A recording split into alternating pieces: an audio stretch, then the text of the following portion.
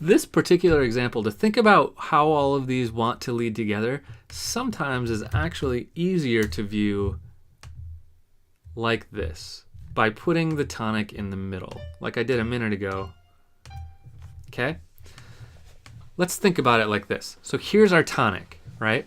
Put a big bullseye on that one for a minute. In fact, maybe I'll just do it through some fancy animation here. Okay?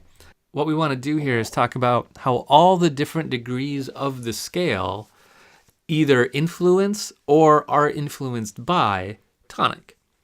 Because all of this has a lot of bearing on something like writing a melody. Think about writing a melody. If you stay on one note, every note that you hit has a feeling. It wants to go to a certain place. And you can either do that or you cannot do that. And if you not do that, you ought to know that you're not doing what's expected, which can be a very valuable musical device, right, for writing music. But you got to know if you're breaking the rules, you need to know what rules have been broken, right? So let's talk about direction that they want to go. So here's our tonic, right? Let's start at the bottom. Here is, what one is this? This is dominant, right? This is 5. So dominant wants to go up to tonic. Dominant up here wants to fall down to tonic. Dominant wants to go to tonic either up or down in most cases. Okay? 6.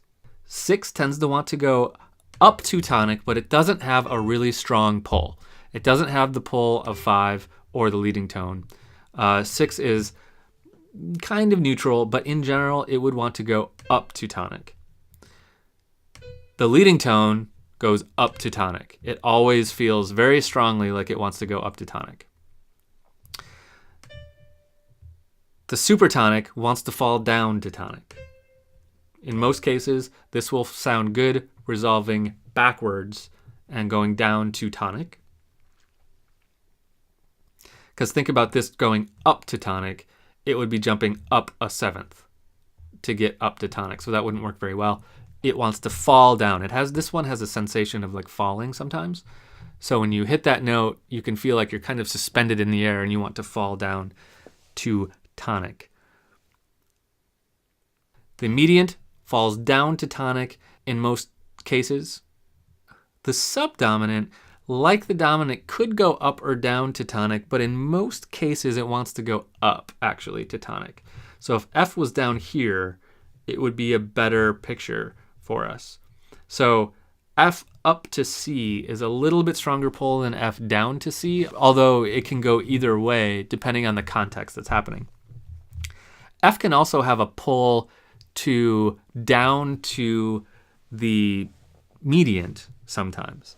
If you do it in certain ways, and this all depends on the context, F can fall down to the mediant, which will then want to fall down to the tonic. That's a thing that you see in a lot of chord progressions sometimes and in a lot of counterpoint.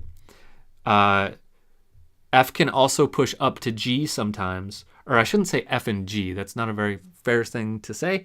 The subdominant can push up to the dominant sometimes. So F is a pretty flexible note.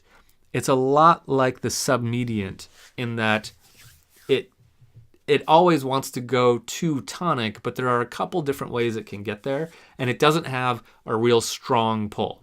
The strongest pull is always dominant and leading tone. Those two will always feel good going to tonic afterwards. So those are our main tendency tones. And again, I can't stress enough, there's a lot of this depends on the context, especially for our submediant and subdominant. And to some extent, the mediant even. The context can change everything. This is just if we're hearing a solo unaccompanied line perfectly in a key. Those are the tendency tones we want to hear. But once we start adding chords and things like that, everything gets even more complicated. But this is a good place to start.